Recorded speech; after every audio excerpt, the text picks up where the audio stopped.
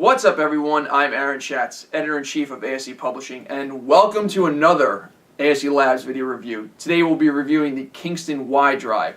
This little device actually allows you to add some more storage to mobile devices that don't have their own expandable storage, like my Nexus 7, for instance. This is review ID 40575. You could check out this and all our other reviews by going to www.ASELabs.com. Alright, so let's take a look at what's included in the packaging here. This is the actual retail box, and I know it says 16 gigs, but you're not going to find that anymore. This one's been discontinued. In fact, pretty much this entire line will eventually be discontinued. I'll show you why a little bit later. But other than this, so you open it up and stuff comes in the box, obviously. You get the drive itself, you get an AC adapter, which actually folds out and stores away.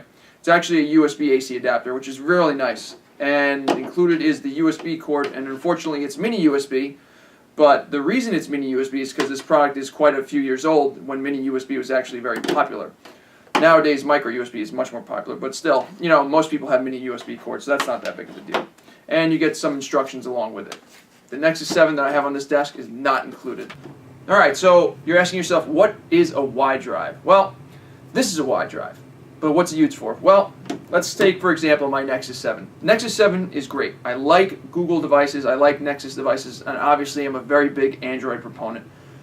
The bad part about Nexus devices is that they don't offer external storage. You will not see any SD card slot on any Nexus device. And I think there's a good reason for it that Google has, but it doesn't matter.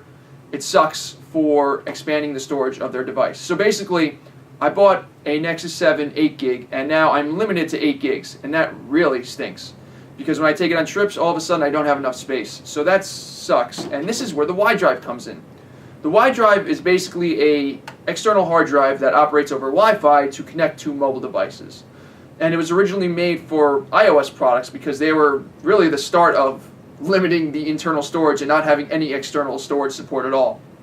And I really thought that Android would be like, you know, going towards like, oh, having enough external storage support, but the Nexus devices don't have that, so you're stuck with that as well. And this is why Kingston actually makes Android applications, because of devices like this on Android. So we'll be reviewing this on Android, but that's why this product exists, for devices like this, and all iOS devices as well. Alright, so let's go over the Y drive itself. Now, as you can see, the styling on it is really looks like the iPhone 3 series, when it has like the nice black and then a silver metallic look on the sides, really reminiscent of like the iPhone 3 3GS kind of thing. And let's see here, the only thing you can actually do to the Y drive is actually this singular button right here. Basically it's on or off, and that's basically it. And obviously up here on the top is the mini USB charging / mass storage device support. So once you connect this and plug it into your computer, it actually turns into a mass storage device. You can actually pick and choose files to move on or off of here. And the unfortunate part is when it's in mass storage mode, you actually can't use this device on your Wi-Fi. So meaning you can't use it with your tablet or other mobile device. And I'm not sure if there was an oversight or not, but I mean the majority of use cases will have this when you're actually in transit or something, so I don't foresee that being too big of a deal. Now, you know, because it's mass storage mode on here, basically the storage isn't allowed to actually connect to anything else. Just like when you have an Android device and you have, you know, the SD card in there and you plug it into your computer and it turns into mass storage mode, the storage actually isn't available to use on your tablet. So it's the same kind of thing. So you can't really charge and use it at the same time. Kind of sucks, but that's the way it works. Alright, so now that you've seen pretty much all around the Y drive, I'm going to actually turn it on.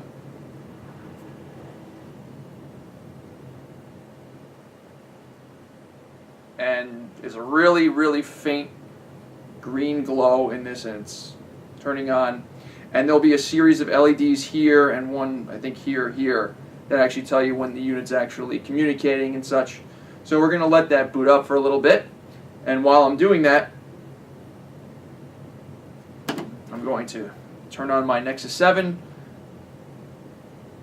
that I actually just upgraded to CM 10.1, so it's very nice and fresh. And you can see that I already downloaded the, I don't know if you can actually see this or not, but basically you can go into like Google Play or the App Store and then download an application for this called the Y Drive. So I have the application right here, and it's funny because I was streaming a video, so that's what actually popped up. But basically, you go in and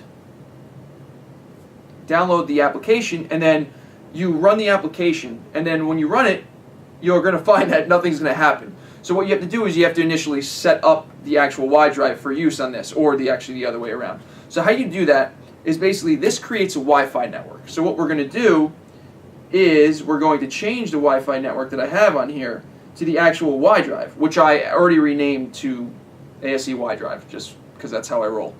So I'm going to connect to that. I don't know if you can actually see this. I might reposition the camera. Actually, I'm going to reposition the camera. 1 second, be right back. Alright, so I repositioned the camera so you could hopefully see this a lot better.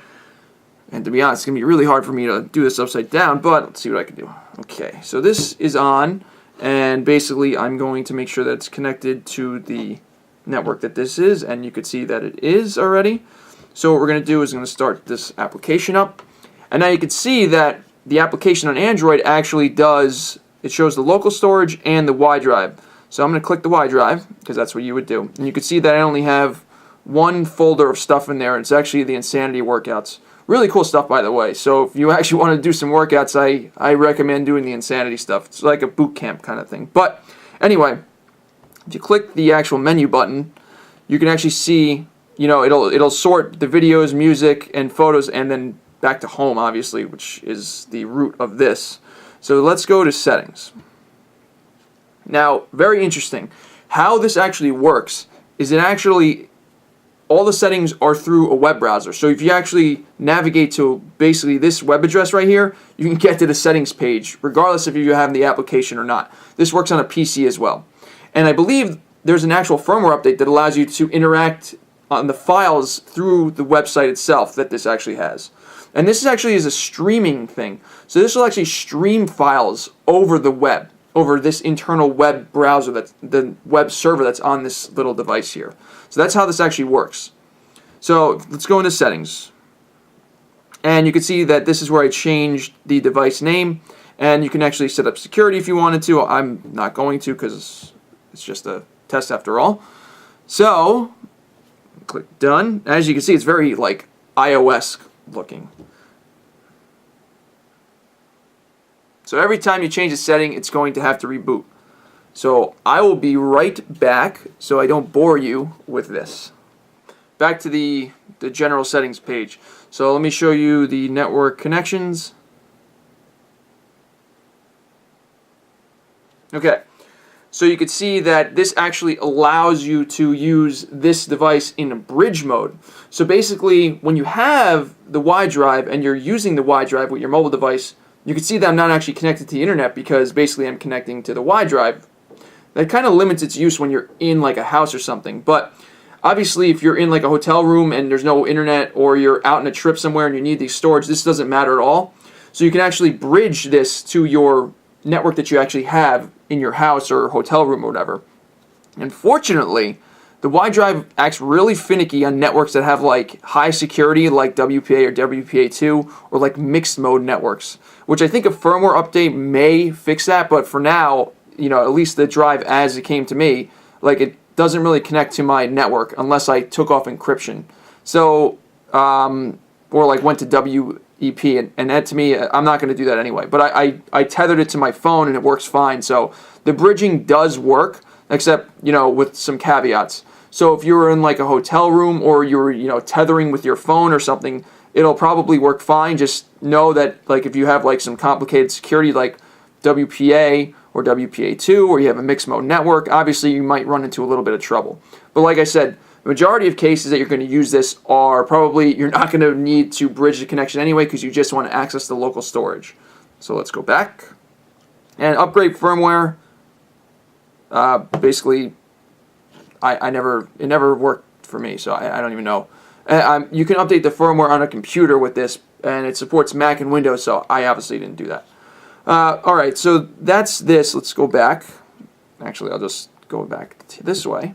Alright, so as you can see, I really have nothing on the drive itself except for my insanity workouts. And I only put 2 of them on here just to show you. So let's go into this folder. And now I'm on the Y drive itself. Now you may be thinking, okay, so you could play anything off the Y drive. Well, that may not be the case. You could stream anything that's supported on a device. Now, if you can't stream something, what you're going to have to do is you're going to have to like hold this down, copy to, and then you can copy it to your local storage to somewhere. But I'm not going to do that. So let's say you can't play a file, or you want to actually transfer files to or from this device, from your Android device. You could do that through this software. So even if you can't stream something, you can actually still copy it to your local storage and then play it from there. So really, it's like a NAS for your device, and that's really cool. But let me just show you like this video that I'm probably going to do today. No, I'm going to start over. Alright, so let's see if I can show you this. So yes, just remember, it's streaming. So as you can see, it's working fine, you know, no problem. So let me just try to seek a little bit. Seeking works fine here. See if I can show you some artifacts that I found. Nope, works fine now. Alright, here's an artifact. And this is like an example of any kind of streaming thing that you would find. So basically you saw that the audio and video became out of sync. And not that big of a deal because you could probably just play right now. Move it a little back. There you go. So any of the regular like things that you would normally see on the internet with streaming would probably happen to something on this too, but you know, you work with what you got, or you can copy it to your local storage and it'll work directly from there. But you know what, for the intended purpose, it works really well.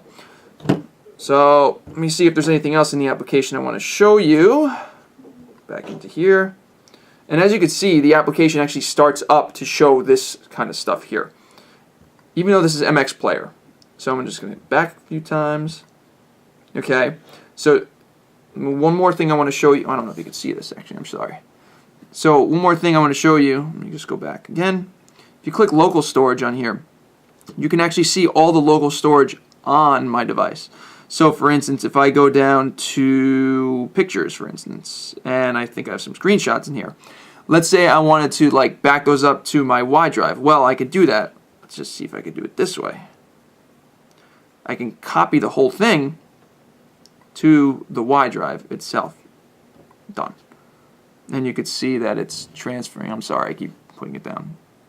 But yeah, so basically you can use this as an archival device too, or a backup device.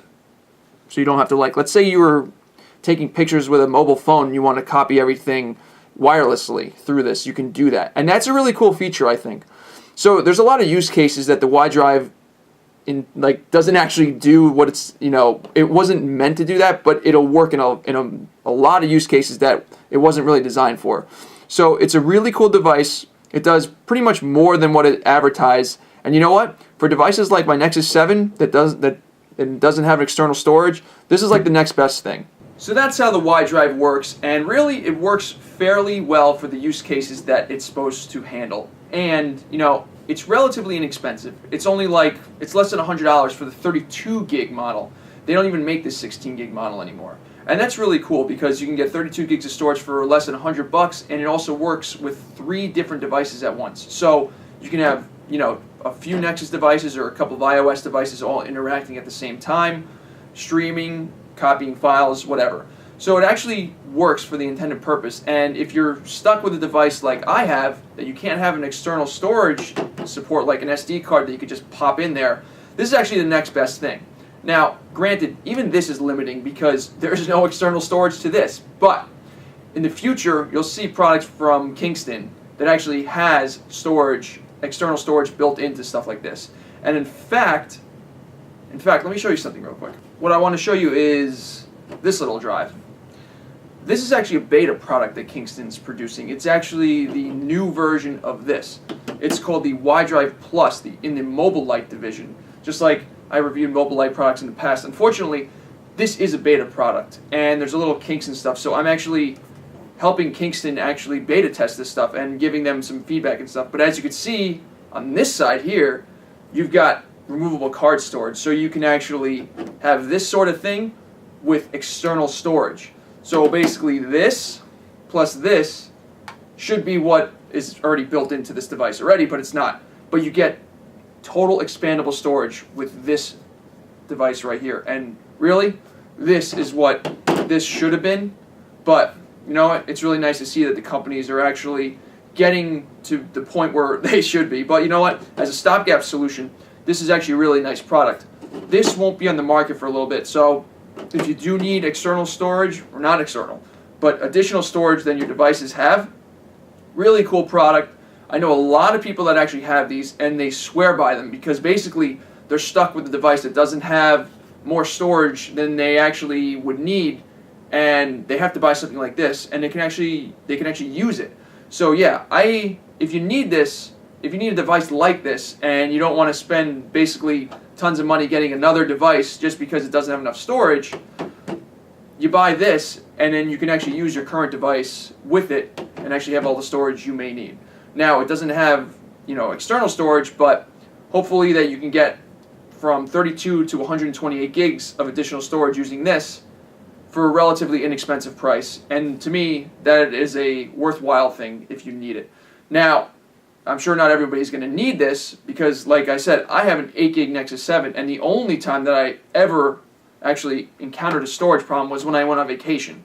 So I'm sure the uses are very few and far between for many of you, but the other few people that may need this, this is an excellent product to get. For ASE Labs and ASE Publishing, I'm Aaron Schatz. Thank you very much for watching. And yes, we are going to have much more content this year. I know I said it like in the last review and I said in the last video, but seriously, I'm going to put out a lot more content this year. I'm going to put a lot more focus on the publication, so you'll see me a lot more, and I don't know if that's good or bad, but you're just going to have to deal with it. So, you know, shoot me an email, send me some comments, post in the forums, do whatever you need to do to get my attention. You know, I read them all. I may not respond to everything or like any of them lately, but still, I look at everything. So if you want to say something to me, I'm reading it. Even if you don't think I'm reading it, I'm reading it. That's right. I'm everywhere. So you better watch yourself. Anyway, it's a cool product. Subscribe to our RSS feed, subscribe to our YouTube channel, post in the forums, and we'll see you in the next video review. Thanks for watching.